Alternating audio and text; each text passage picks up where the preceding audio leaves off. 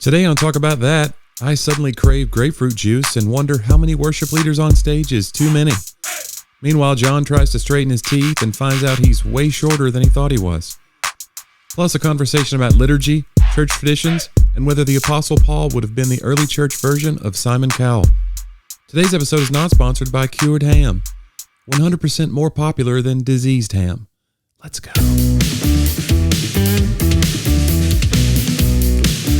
Jonnie, it's Christmas time in the city. It's another episode of Talk About That. Jingle bells. Oh my goodness, the wonder of Christmas is in the air. You think? You don't think? Are you excited? I'm very excited. Well, you feel very humbuggish.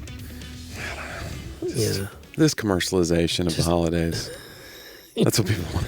It's just straight humbuggery at this point. I like I want to say I'm going to come out in favor of the commercialization of Christmas. Really? Yeah. I think people rail about it, but it's pretty great. You like it? Yeah. Because you get good deals? Is that the deal? You deal? go buy things. When did you feel a little bit better. When did you first discover that your soul was black and corroded on the inside? Like seared with a hot iron? Just now. You don't see that? Just now. The good thing about having your conscience seared with a hot iron is you're not really that worried about it. You know what I'm saying? You're like, man, I mean, it hurts then, but then you're like, I'm good. I feel nothing. From here on out. Yeah. I don't know. But yeah, let's, I just want a good deal, and I want a new flat screen, so Christmas time. You know what Laura wants? What? A frame television. What is that? It looks like a picture frame. It's like super thin, hangs so like you can put... I don't understand the appeal. Well, you don't have it's not coming way off the wall, and when it's off, it can just look like it's a frame. Like it looks like it's a picture frame. With nothing in it. Well, I think you could probably set images in it too. Jonnie's light just fell. Hold on, guys. We run a top quality operation over here. Everything's fine. Don't be alarmed. I told you to get a better light. You're like, no, this one's the clamp. great. It's not the light. This one's great. I'm sick of it. And we're back. Look at that. It only took a minute. Sorry, guys. Yeah, I apologize for that. No, but the frame television. Yeah. Yeah, it's something. Again, I'm not sure I understand. It's so that it doesn't just look like you have a TV. But it's going to look like a TV that's off with a frame around it when it's off. It's going to look like a portrait. Like it's going to look like fine art. Well, if you can put a digital image in the frame that's always on, now you're always using your TV, so it can look like art. I don't really know that part of it. To be clear, I don't think I know a lot about it. And it seems like this is going to be really expensive too, right? Well, that's the point. I'm looking for deals at Christmas, but I'm not. I haven't even heard of it. A frame TV. Just go get a friggin' LG for $250 now. They're so cheap right now. Wow. I wish Laura was here to take you down. She will. On the mat. She'll get me. She'll text me when she hears the episode. She'll be like, I'll have you know. Yeah. And that's fine. I deserve to be put in my place. She's even more upset with me that I didn't know more about it. Now that I know about him, I want one. Now you do, because it's Christmas time. Yeah. I just want to buy, like buying things helps you feel better for like half a second. It's that retail therapy, right? I think this is what God intended, don't you? Maybe. That feels like... It's rare that you're talking me back. God intended for us to? Yeah, I don't know. This is what he wanted at Christmas. He wanted But I do all of think, us. like, I didn't know I wanted it, but now I'm like, yeah, a frame. Okay, let's go. It's like I had a medicine when I was sick. And I don't know if they still have this. That's a good time to take them. And it was, it said it's the warnings, take with food, take with whatever. And then it just said, do not take with grapefruit juice. Oh, and you're like, I have to. I was like. You suddenly had a craving. Who wants grapefruit? And then I was like. I wanted a glass of grapefruit juice so bad, John. I don't know what did it, but I was like, I think because grapefruit's on a lot of the medicines. I think that particular one. Grapefruit's in the medicine? No, the warning against grapefruit. Oh, I started to say grapefruit's in a lot of the medicines we take. As you know. Look at that grapefruit seed extract. As we all know, most of the medicines we take have grapefruit in them. It's the only use for the grapefruit. I want to say I asked Laura about it one time, and again, wow, I'm going to betray my lack of knowledge from things that I should know. But I think what she said is it actually causes your body, it's like a more intense than... what's it? Oh gosh, what does your liver do to medicine? What's the word? I don't know. Yeah, you know it. Like processes? Yeah, but there's another word. Filters? Oh shoot. I don't know. Something with bile? No, this is right at the tip of my tongue. It's fine. It's synthesizes it. it metabolizes. Metabolizes it. Yeah. Whew, boy, this is going well. This is our. I think it causes it to like. We just have a medical minute now when we start the podcast. It's always like what ails us today. I think it's like a more intense metabolization almost, like that. It almost is like more affecting to your liver and to your body. Okay. It makes it more extreme. So I'm thinking, well, having grapefruit juice then makes it work better, is what you're saying. And she's like, no, I'm not saying that at all. But I mean, grapefruit's so bad. Like, who's like, man, this cold has got me down. Let me wash this down with a Fresca. Like, nobody wants grapefruit. I like grapefruit. You like Fresca? It's a little sour. I like. It's bitter. It's not just sour. It's like bitter. Fresca is too sweet. They found a way to make citrus fruit that's not sweet. It's like not very sweet. Well, there's a lot of fruits in this world, Johnny, that's true. Maybe you don't know about. You weren't in Bolivia. Are you a pomegranate man? Yeah. Yeah. I mean, not like hint of pomegranate like that's in your sparkling buble. Buble. No, we had some pomegranate seeds the other day out, and I ate them. You ate the seeds? Well, that's what you eat of the pomegranate. Oh, okay. The little, they have little seeds at the center of them. Lord, there's a name for those things. A seed in the center of the isn't seed. That just like oh my! It's a wheel within a wheel within a mighty wheel. Yeah, they're good, but they leave little things in your teeth and stuff. I don't like the little hairs on blueberries or blackberries, and they have those little tiny, Johnny, like blackberries. If you have hairs in your blueberries, you know what I'm saying? Like the little hairs on blackberries, they're little. Yeah. What's that all about? You pick those off, I'll eat the blackberries. Well, don't bring me. No, they're fine. They're very fine, but they're still there. You still taste them on your. How hairy is your blackberry? I don't know. Boy, that'll. These had gone bad. I think maybe. Do you say what you think? That wasn't hair. They're past the expiration date. That was mold. Yeah. I shouldn't be. Blackberries, yeah, they're also stuff stuck in your teeth, but it's worth it. I have not the straightest teeth, so therefore, like, I don't eat corn on the cob. I remember when Sadie, because it gets all in my teeth. Sadie had to get that installation of that device in her mouth that I'd never heard of before, where you crank it with a key to make her palate extend or whatever, to make her teeth all fit. And I said to you, Sadie was young, and I go, are there bad teeth in your family? And you go, there are bad teeth in my mouth. That was so funny. It's a true story. It's true. I did do that Smile Direct Club. Yeah. Smile Club Direct, which I always get it backwards. Smile Direct Club. And not a sponsor, and probably won't be. No. Maybe they will be now. Apparently there's a lifetime warranty that I still may go back for, but... I mean, haven't you passed the statute of what have you? Johnny, have you ever heard, you know what lifetime means?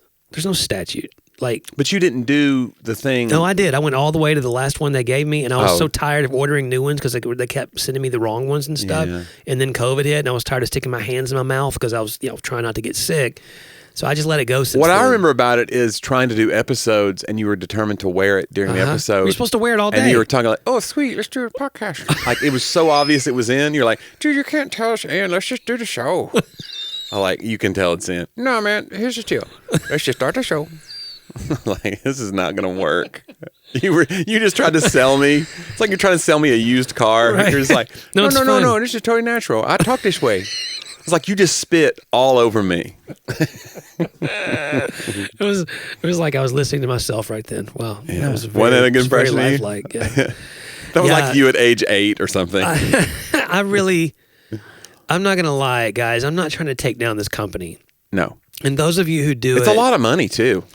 Well, it wasn't that bad. I got the cheaper one. Like, Invisalign's the more expensive one. Okay. And I went... You got the great value brand. Right. I got basically the Aldi version of Invisalign. Mm-hmm. And nothing... I actually love Aldi. I should take it down. The Walmart version. You got to put a quarter in your... every time you get it out at the end of the day.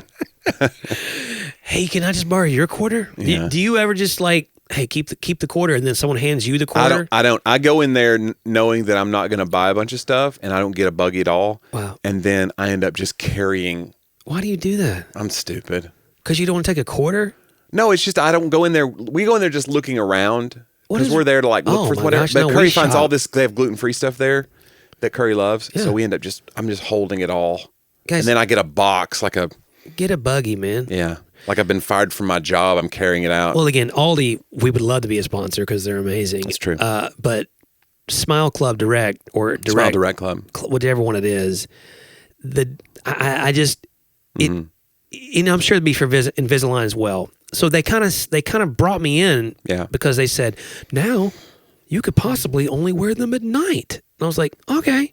So when I got in, they sold me on the whole. You don't want your teeth to get straight, you can wear them whenever you want. So I went in for the examination. Where there's like, yeah, yours, you're gonna have to wear it all day. Oh wow, and all night. I was like, well, I've already gone this far, so I did it. The disclaimer said, unless you're John Driver, you didn't read the fine.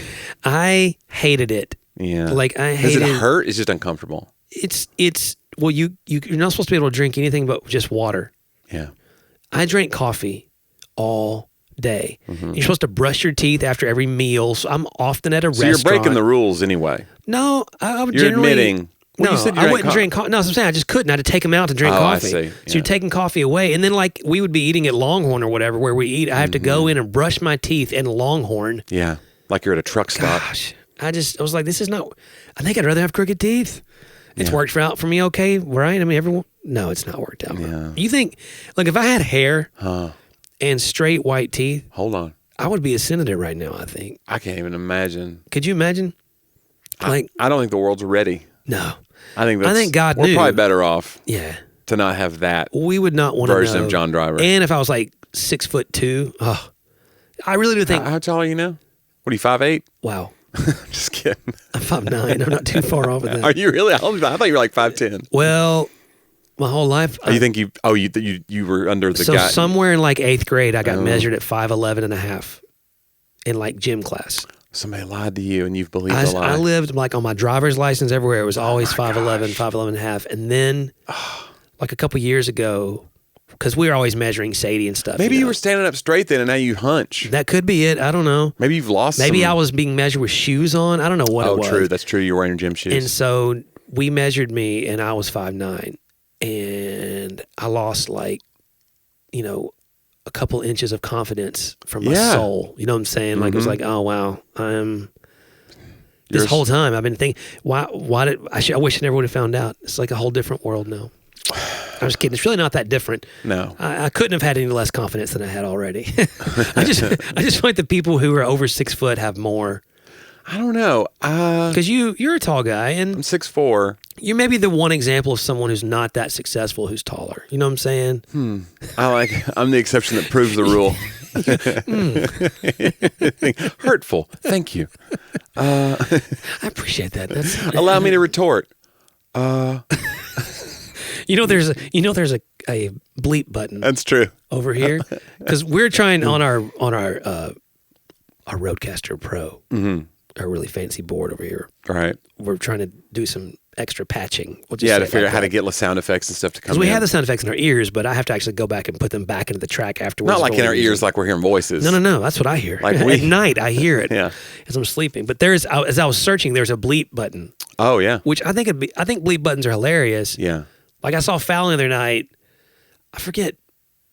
He was showing a clip from something. It was it was from It's a Wonderful Life. They made a trailer out of It's a Wonderful Life. Yeah.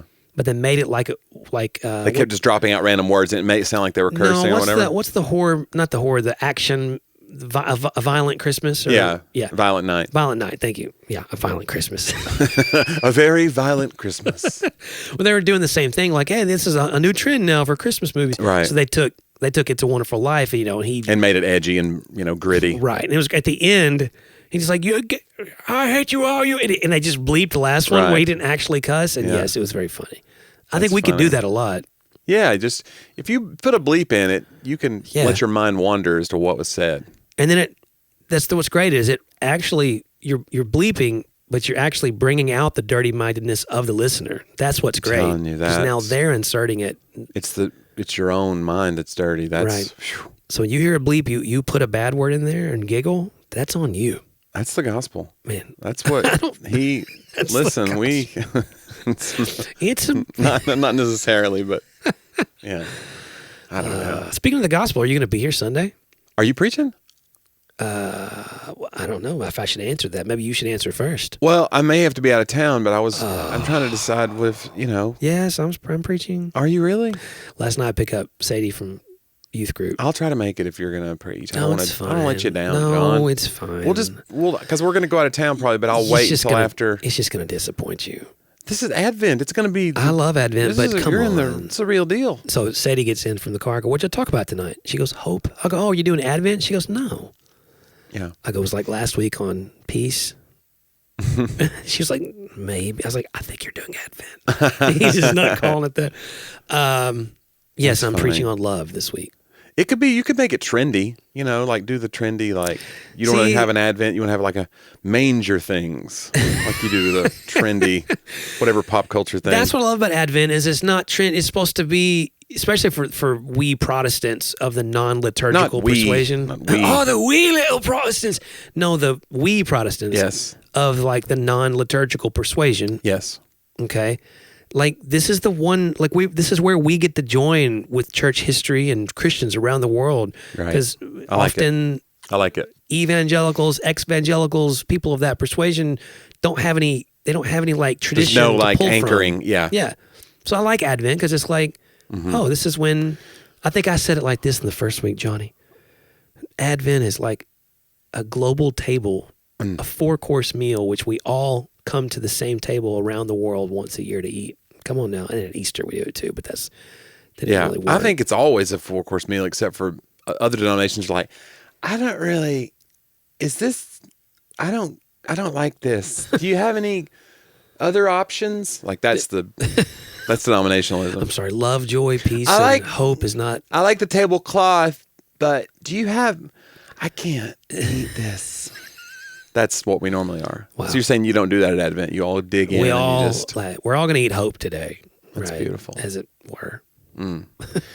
Well, that's good. I was telling a friend yesterday about that like I grew up in like non-denominational churches and Pentecostal churches, but the whole bent of it was then it was like the 80s and 90s, so it was like, let's demystify this thing. You can have a personal relationship with God that means he doesn't care if you wear a tank top to church. And so now you see like the other extreme of it where you have people who are just like, there's no reverence at all. Right. And so I kind of, when I see something liturgical happening, it's just like, let's read this together. Let's stand for the reading of God's word. Or I'm going to say this and you say this back I kind of get into that. Like there's something about it that you feel there's something activated within you. I like it. Yeah, I think our generation in particular, who came out of, evangelical circles, I think are more attracted to it than maybe even generation ahead or generation behind. There's actually a lot of studies about that. Yeah. Sort of the flight of the evangelicals to, well, that sounds like the book name. Flight of the evangelicals. Bro, that is, you got it. To liturgical circles. And then there's also, I've read the other day, like there's a little bit of a return even. For some of them, that didn't necessarily fulfill all the things they wanted either. I mean, if you're looking for it to like fill all the holes. Yeah. Because there are good things about what we were raised with as well. But it's interesting to me when you named your example, like it wasn't actually about gospel things. It was very superficial things like tank tops. Yeah, just because music, the way you dress, movies. It meant something to you as a kid because, when you're a little kid, you're like, I went to a private Baptist private school for a few years. And they would like measure your hair and, your shorts, make sure you had the right shoes on for chapel. And it was all about the rules. And so when I started going to like a non-denom church and they were like, God doesn't care about that stuff. Yeah. It's about the condition of your heart. Like you can come to him as you are. And I was like, this is awesome. And then after a while, you'd start seeing like, you got to start being like, this is a little bit out of, like we're being distracting now with our looseness of this thing that we thought we meant for good, but now it's just like there's no reverence for people are staring at their phones the whole service. Sure. They got a cup of coffee in the hand during worship. They got one hand in the air and they sip like there's a weird goes to the other extreme. So like liturgy brings us back to that center maybe. But I think liturgy brings us back to the reverence of the right things. By the way, that's what I mean. It's like I think it reminds you like, oh, this is a holy place. It's okay to be like mindful of it. What liturgy does is it brings back. And this is what drives me craziest about being a teacher for this long, like talking to people for this long, is I go, like I was writing for Sunday and I'm thinking, I'm thinking what they're thinking, that maybe they're not. Like they're going to go, here we go again. Oh, yeah. John's going to talk about, and we're like, oh, I know you've heard this churchy word so many times. Right. Let me break it down for you. Well, but then I also, though, I've done some study with our people, because I have like variables and data and controls over time, because I've been with some people for 22 years, 20 years, 18 years here. Yeah. And I can say, hey, I want you to tell me what you remember about this series I did in 2007. They don't remember anything. Yeah. So it's like, I actually get a bigger clean slate. They're actually not paying attention as much as I think they are, and they're probably not going to. I could reshare the exact same sermon this year. Yeah. I doubt they would remember from last year's Advent. I'm not doing that. Right. But Jonnie, I could. But there is that feeling of what liturgy does is it takes repetitious terms, and instead of them being like eye-rollable, they become something that we find sacred if we really pay attention to them. But I could see how someone raised in a liturgical environment, because they run from their environment. They feel like it's a ritual. Right. And it loses its meaning. It gets stated so much, which I think we all have our liturgies. They're just not all sacred, right? Repetitious. We all around have the cultural world. things that we go through the motions of, and they lose some of their value over time. Like I was doing a wedding the other day, and the bride, it was not a Catholic wedding, but the bride was raised Catholic, and she was talking about, they call it sign of peace, I think is what they call it. Sorry, our Catholic listeners, I'm not sure. Yeah. But she's like if you say sign of peace, then it's basically what we would call our greeting. Then everybody who's Catholic will just stand up and start shaking hands and stuff. Okay. You know what I'm saying? Like that's a part, but we just call that every call Sunday it morning. It's in our PCO playlist of, hey guys, we're going to have a greeting time or whatever, And in our day growing up, you'd have like a testimony night, right? Right. A Sunday night, you almost always gave a chance for someone to give a testimony. Mm-hmm. And if somebody was going to sing a special, they'd go put this song in the offertory. Mm-hmm. Because it'll be like Sister Mildred will sing a song while we pass the.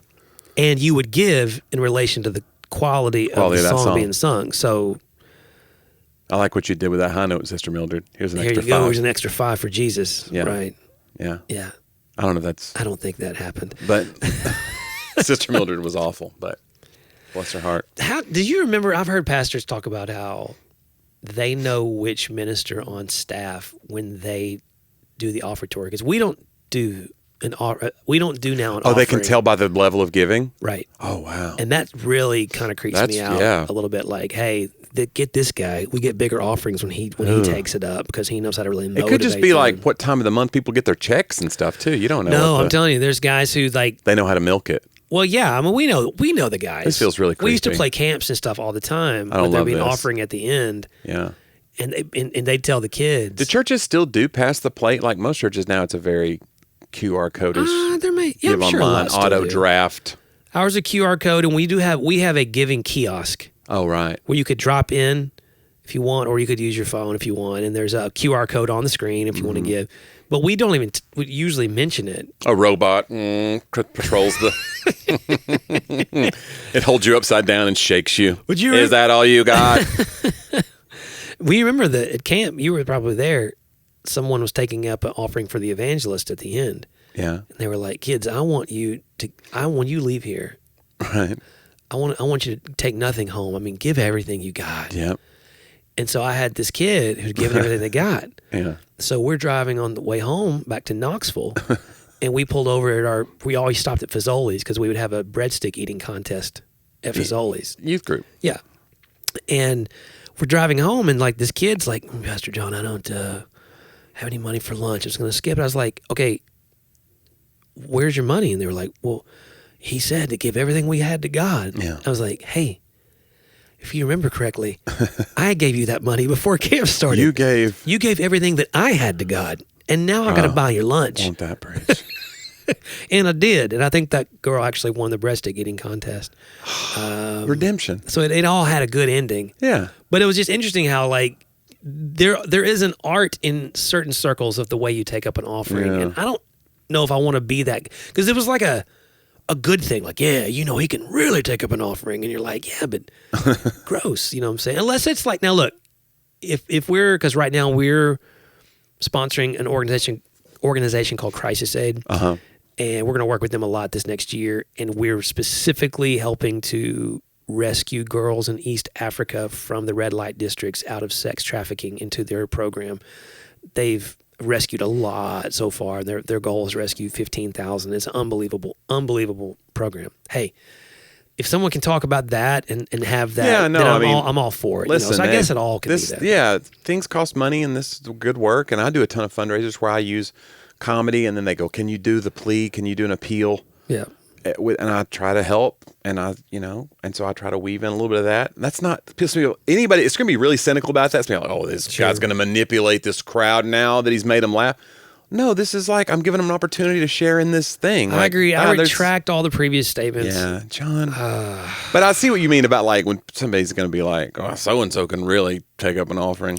At church, what bothers me is if it's the same people basically every week, that's why we stopped doing it is I shouldn't have to like coach you on this thing. Yeah, what can you say different? Hopefully we're teaching you how to be generous, and this is a regular thing that you do without having to be reminded or pumped up to it. Yeah. If I got to pump you up to give, then we're not shepherding well. Yeah. Like you should already be like, oh, this is what we do, and I'll teach on giving, but it shouldn't be like a week-to-week transaction of whether or not I really got your attention. Yeah. And, I mean, to me, should have to convince you every week. Right. Shepherding should be like, oh, okay, I understand why this is what Christians do. Yeah. So, which, Johnny, brings me to the next point. When are you going to start giving around here? I've gone through the records. My mortgage company's the same way. Every month they have to be like, hey, we just want to remind you that there's a lot of ways that you can pay your mortgage. You can do it online. You could mail us a check. That is funny. There's a need, and we just want you to know that if you miss 2 of these, we'll take your house away. Okay. Now that you've explained the need, are you? Yeah. I'm ready. How would you like to give? I'm That's ready. a great point. Yeah. Like if you're a regular giver, then it's an expectation. You know? But I don't want to. I'm not trying to draw a 1-to-1 parallel from. No, my I was gonna say then we get out of whack church, with but I'm just saying. If you want fun. Jesus to love you, you're gonna. I'm just kidding. Yeah. If you don't want Jesus to take your house, don't miss 2 payments. Guys, it's right there in the Bible. That's good. No. I think we've offended all the church people. I was in a church the other day doing a service or doing a thing, and it was an event for youth, and they had a worship team from a Christian college that was like a traveling team, that goes out. And I didn't see them their whole sound. I heard them in the lobby because I was getting ready. And I heard them, and it sounded like a lot of people on stage, like a full band. But I was like, okay. And then they went, so they were getting ready to go on stage to do their set. And I was out in the crowd. And I go, okay. There's like 200 kids in the crowd. I'm standing there. And then they started taking the stage. It was like singer, bass player, drummer. And it was so many people, John. Like it was one of those old style, like we grew up with this, where the worship team was like 5 singers. And some of them are hitting the same note, which is really weird. They're hitting like a unison note. Yeah. And I remember in my church, do you remember this? The foamies on top of the microphone were different colored. And that's how you told the sound guy in the back, like, can you give me more blue? That's how they knew to. But anyway, I remember looking, and I had not seen that many people on a stage facing me, singing at me in so long. I swear to you, it was like Braveheart. It was like a little bit like aggressive. Like if they charge. It was like a worship gang. I thought if they charged, I got to be ready. Yeah. I'd pick up this chair. Like what? How do you protect yourself? There's like a mandolin player, like chair beats mandolin. I know that, but well, it's right there in the. Everybody knows that. But it was an aggressive. Wow. But they were really good, and it was fun. But I just remember thinking, like, when do you know? Like at 13, 14, do you go? Do we need all these? I don't know. Yeah. What is the number?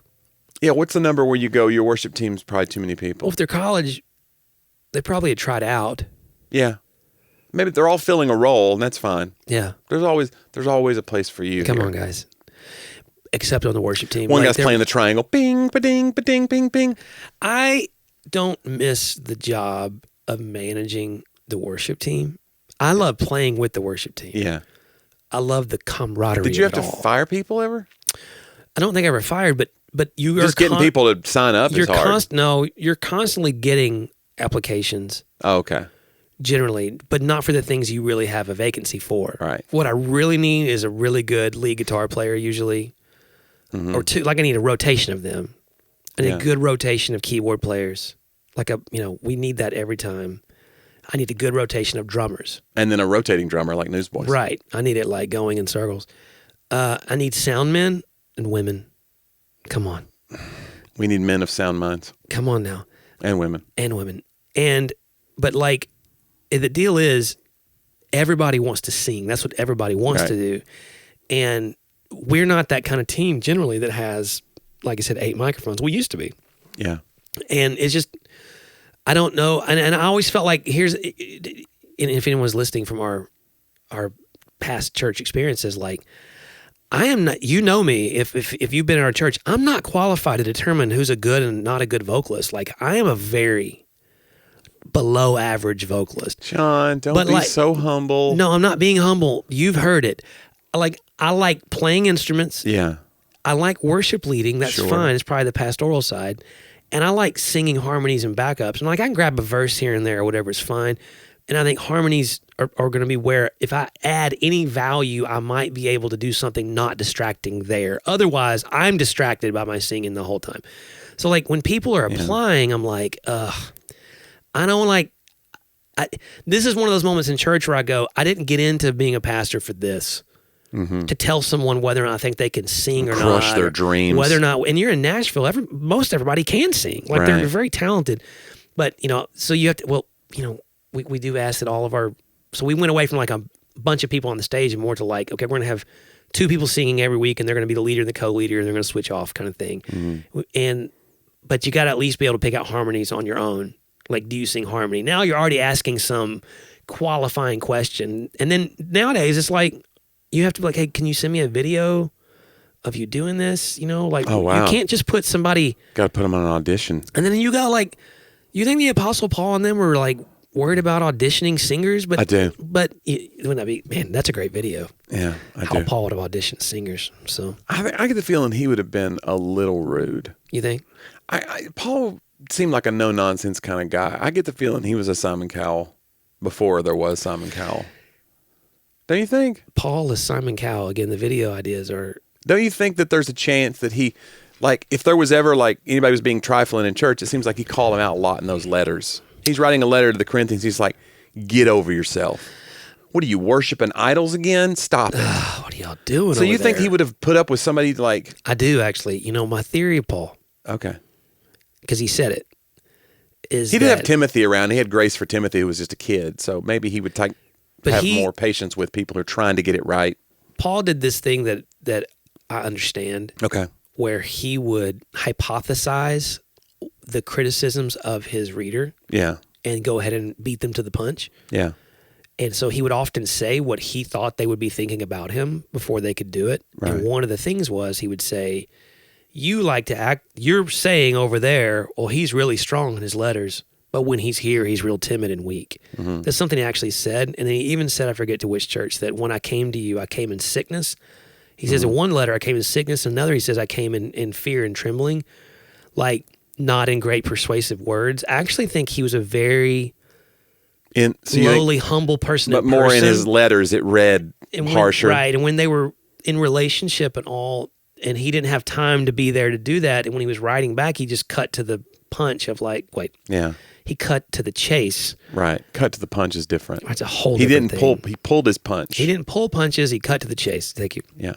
And he would just be like, hey, I got to tell you now, I'm not there. And I know you're going to act like, oh, wow, you're a big talker when you're in letters. So I really think that Paul, and even Peter, when he talked about Paul's, he says that some of Paul's letters are difficult to understand or to apply. Like they acknowledged his letters were strong. But you don't hear a lot of people acknowledging that in person he was even then. presence. So even then, people were reading into text messages. Oh, into text messages. They were. It's like we get like my wife talks about that. Like she'll get a text from somebody and she'll be like, "Can you believe this?" And I'll just read it and I'll just be like, "This isn't that bad." But she's imagining tone that may not even be there. Could be, but Andrew says me and his wife Julie read in text messages. Yeah. And I'll be like, you don't read enough into text messages because he reframes them all positively. Yeah. That's what he does. It's his thing. So if there'd been video chat, the Church of Philippi might have just been like, we're good. I didn't know that you even meant it that way. We know what he meant. We took it This whole thing could have been solved over FaceTime. Man, it would have made a big difference for Philippi. Philippi was named after Philip. Mm-hmm. And pie. And pie. No, he named a city after himself. Like, dude, that is some guts right deal. there. Yeah. If I called this like Johnville, Driver Town. You're like, number one, you're horrible at naming cities. Driveria. I think about cities Yeah. that don't have great names. There's a lot of them. Like Philadelphia is a great name. Perfect. The city. Sounds good. Brotherly love, like it's all in there. But named after Bob Philadelphia. That's what I love about this. Is it named after a guy named Phil? What's it named after? Philadelphia means in Latin. Oh, so it's city of brotherly love. Yeah. Okay. So it means what it is. Right. There's no Phil. I'm disappointed. Phileo. Okay. Right. Okay. So brotherly love. It might be Greek. Sorry. Yeah. So yeah. Phileo, the city of brotherly love. Yeah. Mm-hmm. Got it. But you get into some cities. There's not an agape city. Why not? That's a great question. There's not even. That's Greek. There's not an eros. That'd be a city of erotic romance. Love. Yeah, that's Vegas, I think. Paris. I don't know. But you get into like poor Pittsburgh. You know what I'm saying? Like it's named after a really famous person. Right. Pittsburgh. It did. Ottawa. Well, but I like the indigenous names. Like I thought about Tennessee the other day. Like Pittsburgh. We live in a place, but yeah, you get to Lynchburg. Yeah, not great. Although it's just named after a guy named Lynch. I did find that out. Yeah. I thought it was like Lynchburg, Virginia. Like they haven't changed that name, but it's not that way. Like there was one, Curry was hanging out one time with Tabby, who she takes care of, and she goes, I'm in Murfreesboro at Lee Victory Park. And I go, yeah, please tell me that's not some minor battle that the South won and they're calling it Lee Victory. And she goes, oh no. And then she looked it up and it's just a guy named Lee Victory. No, you're kidding. Yeah, I think so. I drive down Lee Victory. I think it's just a guy named Lee Victory. Like, because I was ready to be like, we got to do something about this. But no, there's a bunch of battles right there. Are you sure? Pretty sure. Because I literally go there right now. I'll be there tonight for volleyball. I'm pretty sure it's a guy named Lee Victory. I think we looked it up. No. I swear to you. If I'm wrong, if I'm lying, I'm dying. Because Murfreesboro is like a very... It is. And I thought, well, this will be one of the ones they'll come after the Confederate monuments and all that. We'll go back and we'll fix this stuff. But I was like, okay, no, this is actually, there was a dude. Wow. Yeah. Lee Victory. Wow. It sounds like a guy who runs a Ford dealership. Come on down to Lee Victory Ford. Yeah. Push, pull, drag that trade in. Yeah. No credit, bad credit, divorce, bankruptcy. Murfreesboro is one of those, an unfortunate. Like when you try to say it to people who aren't from here, or people who live there want to say Murfreesboro. They don't. Murfreesboro, yeah. Uh-huh. People from are like, hey, I'm coming to Nashville and I got a conference. Okay, it's called, and they struggle then. Murfreesboro. Yeah, it's like put the accent on the free. Right, the accent on the syllable. That's Murfreesboro. I do, or Smyrna. We have people in the South that they make Smyrna. Yeah. Like a 3-syllable word. Well, they say Smyrna. And Smyrna's a town in the South that makes you sound more Southern as you say it. Mm-hmm. You know? If you live in Smithville, you're just living in Smithville. You live in Smyrna, you just, oats come out of your mouth as you say it. Well, technically, if you live in Smyrna. Molasses drips from your mustache as you say Smyrna. You didn't even eat molasses, but it just appears. Do you say sorghum or do you say sargum? I don't say either. I don't know. I know what that is, but yeah, my dad would call it sargum. Sargum, which is kind of like Florida. We've had the syrup. We've had the syrup and syrup. Yeah, syrup and syrup, which is easy. I've already won this. I'll retire as champion because obviously we don't travel to the nation of Syria, which is how we travel to Syria. So it makes perfect sense. Mm-hmm. But if you're a Southerner, then sorghum, spelled sorghum, but it's kind of like people don't say Florida here. They say Florida, and they say sargum. So I don't know if that's just a Nashville thing. Florida. Head down to Florida. Yeah. Mm-mm. But I think I was raised saying Florida, but somewhere along the way, I began to shift and change. I don't know why. Man. Isn't that, boy? It's that liberal drift. You think it is? Now you say Florida. Oh my gosh! Like a northerner, like a northerner. Tell you what, that's fine. No, you're right though. There's some bad town names out there, and it is unfortunate. And then sometimes you change your name. You know, okay. Sometimes there's no reason to change your name. Like I remember when I was a teenager, maybe it was in my 20s, Lake City, Tennessee, changed their name to Rocky Top. And there was like a lawsuit over it because it was like, okay, are you trying to take advantage of Rocky Top, the song, and like brand your town? But it's called Rocky Top, Tennessee now. Really? Yeah. So Lake City near Oak Ridge and Clinton is Rocky Top, Tennessee. That's the name of the town now. Huh. But there was a whole like litigation and is that legal to do? Well, because in theory... Because now you can make a bunch of T-shirts that say Rocky Top. Right. But now do the volunteers get involved and say like, we're the ones who branded Rocky Top? Right. And they're like, no, it's our city name. So technically the songwriters are the ones who really... They're rolling in sorghum over there. Rocky Top. I did not know that. Lake City. Because it used to be Lake City when I was in school. Mm-hmm. Yeah. It's Lake City for years and years and years. But it's been Rocky Top for a long time now. I like Lake City.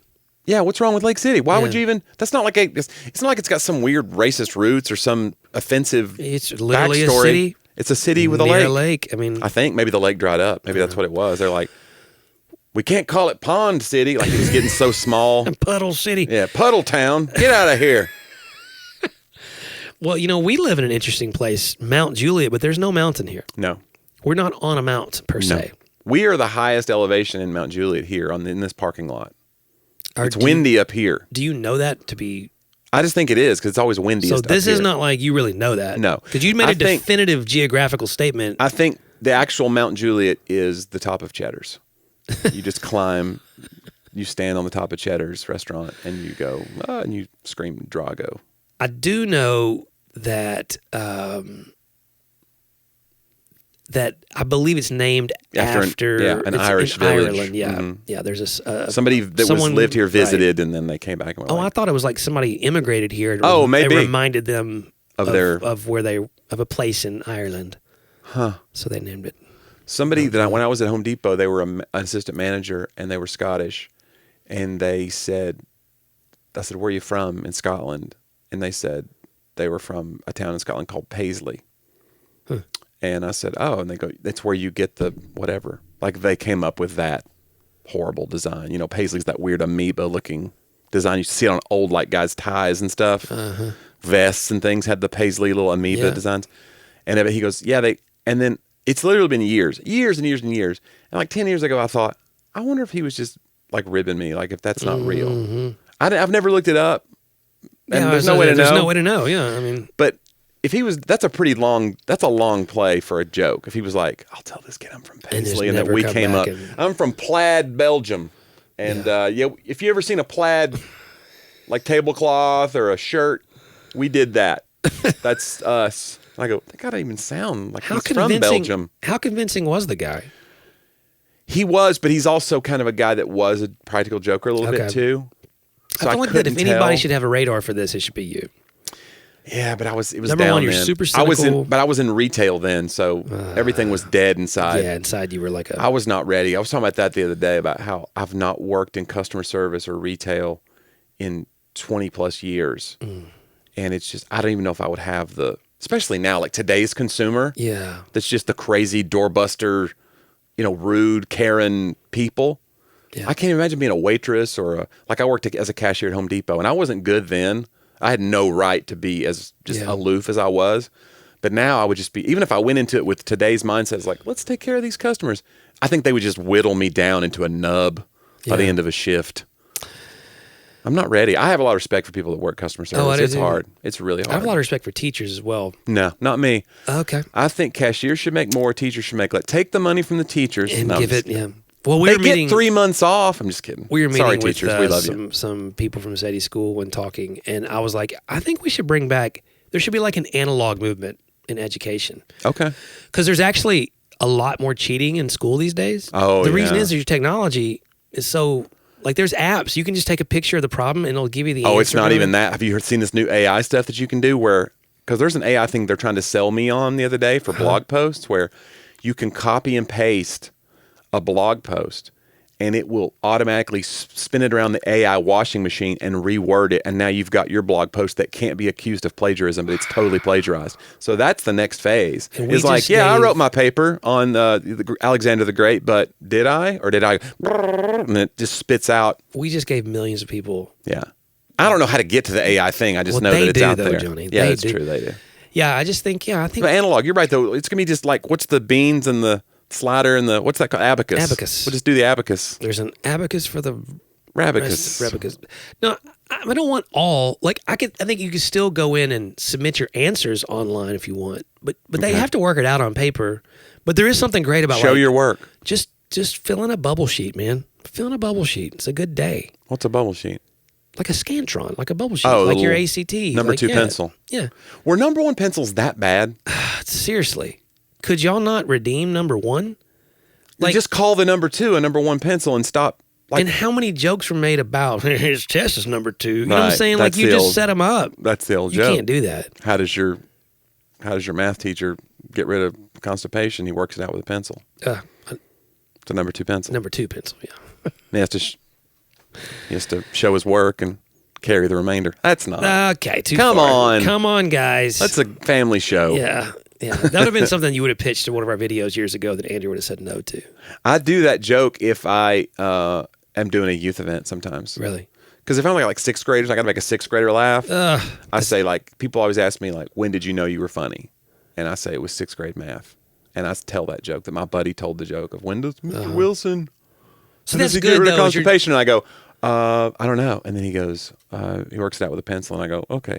But then I had like a response back, and that's when I knew that I was funny. Because I was like, yeah, and he has to carry the remainder. And that's when I knew God had a plan. And then you can get a 6th grader to laugh with that.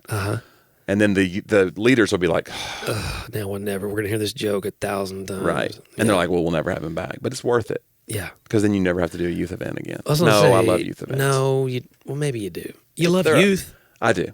They're hard, though. Youth can be hard because they control the room. You know? And you get into this rhythm sometimes in comedy of asking questions of the crowd. Right. Like, I call them poll questions. Like the setup of the joke is, I'm going to tell a joke about my dogs, but I'm trying to ingratiate myself to the audience first. So I go, how many of y'all got dogs? Yeah. If you do that with kids, though, you can't get them back. Because they go, I got a dog. His name's Lucky. He's a pit bull and a lab mix, and he's brown. And like, they're gone. Or they're all talking. Like, if I have a joke where I go, my snoring's out of control. Who's rooming with a snorer this week? If it's like a convention or whatever. And then they will all point. They'll point and laugh. Yep. You're so loud. And I can't get into the joke. So I just have to learn. You have to learn to not do those kind of setups. You just go, I snore. Hey, kids, shut up. I'm telling jokes. Shut up. I snore. Nobody cares about whether you snore. Nobody wants to hear about your dumb dog. Quit crying, Brenda. Yeah. Or whatever. Right. Yeah. Brenda, suck it up. Sorry. God, Brenda's the worst. No, but it is a thing. That's all. That's on me. That's just a lesson you learn as you. I mean, you know this from like doing youth. But when you talk to kids, there's a way to get in. Like youth pastors all do this, and I never knew it's a trick. But like getting them to repeat something is a way to make sure they're on the right page with you, and they're not. Now you're fighting their phones. Like you weren't even fighting phones back then. No, you were just fighting for their attention, and so you'd be like, when I say this, you say whatever. And jalapeno. And when they do it, they all say it. And they all usually get quiet afterwards because you've got them to stop talking about something else. Yeah. So you got to get them to talk to stop talk. Yeah. That's the only way. Like teachers would do it. I remember when I was a kid, I had a teacher, he would get quiet if he knew that you were, if the group was talking, like there's a group of people talking, 3 people talking, he would go, anyway, the Sumerians and ancient, and then he would just, and then you'd be talking and then you'd realize the room is quiet loud, and you'd go, and then he'd go, is that all? Are you done? And you're like, oh, and you just turn to dust from the glare. I would do that some. Yeah, I would do that some. But I also would do the. I would go, oh, I made this one up. Remember this one? I'd go shh shh shh shh shh shh shh. Oh, and there we go. Yeah, and then I'll go shh shh at the end when they clap it, and it gets them real quiet all of a sudden. Right. I did that a lot. It's a little trick. I remember when it stopped working. Yeah. The kids got younger, or they'd clap so loud. It made it louder, and they'd all start laughing, But they would laugh at what they just did. But in my heyday, it worked like magic. And then like suddenly the kids changed. The golden age of John. The kids. I didn't change. The kids changed. Yeah, man, it wasn't me. Dude, I was the mayor of Johnville. There is a thing of like getting quieter too. Like I've seen comics do this where they'll hold the mic out here to the point where the sound guy's getting frustrated with them, but it kind of makes the crowd lean in. Yeah. Because they don't want to miss anything. And it keeps them from getting above you. Because they're like, we can't talk over this guy because he's talking so low. So there is something that, like, I feel like I go out and try to be dominant. I'm going to talk loud. I'm not a big presence on stage, but I don't move around a lot. But I try to at least be like loud and clear. But I've seen, like, I worked with Kevin Nealon and he did that. He came out and he was talking low. He was very conversational to the point where, and then I noticed after a while, like, you could hear a pin drop in that room. He had them kind of on his frequency. Yeah. It's like a trick. Yeah. I'm not confident enough to do And then that. if he was to go get loud in the middle of a joke, like it's a really like, boom, it's like an explosion. Wow. He's got somewhere to go. Yeah. He went away so we could miss him. Some of y'all won't do that. No. And we wish you would. Wait. Don't go away. Please don't go away. In fact, it's a good time not to go away because, as you guys know here, within, by the end of December, I'd say, possibly beginning of January, but it's happening. We're in motion. We're going to be transitioning to a brand new podcast network. Yeah, we're going corporate, and the show will never be the same. The show will be the same. No, we're ready. We're ready for a change. It's time. It'll be fun. You guys had 4 years of us to get settled in. Now it's time for us let's try to launch this rocket ship. What I like to do is talk about us like we're a rocket ship, and then that we call that hubris. Yeah. And it always goes well. It does. Yeah. Everybody knows. Everyone knows that pride goes before a rise. Yes. It's right there in the old Bible. But if you do like what you hear, you actually can play a part. Yes. We have a QR code at the bottom. If you would like to give, be that $1,000 champion. No. Go to our podcast website right now. That's where we're sending people. Talkaboutthatpodcast.com. But you can subscribe wherever you get your podcasts. Wherever. Spotify, Apple Podcasts. I was going to say iTunes, but that's not a thing anymore. Any of your Google Play platforms. Yes. Mm-hmm. Find us there. Recommend us. Leave iHeartRadio. Leave a review, a rating. That helps people find the podcast. That's really big. And the audience is growing every day, and we appreciate that. Thanks for sharing. We hear so much from our listeners. We're trying to figure out a platform where you guys can get in touch with us in a more immediate way. If you want to send a question, hey, I loved this about last week. Talk about this more. We want to have them we're trying to figure that out. So that's going to happen soon. It seems like it's harder for you guys to find a way to get in touch with us. We had a Twitter account for a while, but a lot of people aren't on Twitter anymore. It's just we're trying to nail that down. We'll probably have like a chat feature or like a landing page that we're going to have in very soon. That's what I want, something like that. Johnny's just making info at talk AB pod. I don't know. We need something because we want it to be more interactive. You could just email us. Yeah, but what's that email address, John? You could just go to john@johndriver.com if you want. It's too complicated. Johnny@johnnyw.com. That's true. Yeah, there's all kinds of options, really. Okay, do that. But then also go to Amazon, type in John Driver, and you can find all John's books. There may be a Mennonite theologian that comes up whose name John Driver's written a bunch of books. John's the one not wearing a straw hat. The guy's really smart, but like he wrote a book on the atonement of the church. I've not written that one. No. And some others. But listen, if you want to get these books by Christmas, you're going to want to order them soon. Yeah. This is your time. In our video today, I'm spotlighting co-piloting. Yes. This is about the founder of Pilot. Luck, Leadership, and Learning That's All About Others. This is by Mr. Jim Haslam.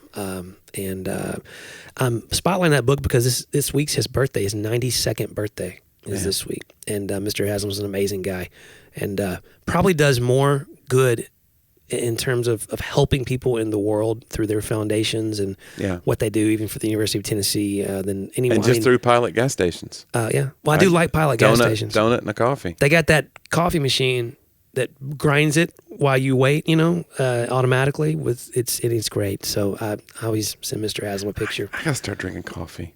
This is the year because it's going to be cold very soon. Yeah. And it's time for me to get into hot drinks. I don't sip things. That's a problem. I burn myself. Yeah, I can help you. I'm a gulper. You know what I'm saying? Yeah. I'm a chugger. You need I need to get you coffee. I could do cold coffee. You need to get you a sweet coffee and then we'll just take like our a time. peppermint mocha, like a Yeah, really that would be girly. good. Yeah, I You'd want a like really that. girly drink. Yeah. Go to Starbucks and get a peppermint mocha. You'll be happy. Just take your time, Jonnie. Take your time. He'll be like, "Is it for you?" I'll be like, "No, Jillian. Jillian's the name." Then I forget what name I gave him.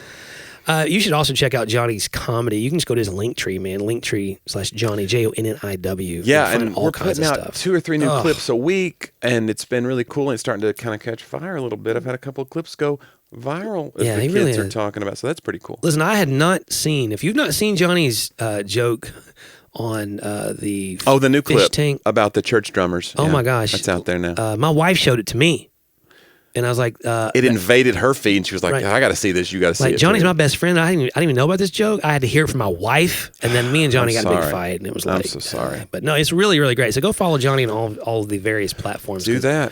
You're really gonna enjoy. You're gonna like what you see, guys. You're gonna like the way you look. I guarantee it. Not a sponsor. Well, guys, we appreciate the time you gave to us this week, as you do every week, and we hope that you will choose to do it again next week here on Talk about that.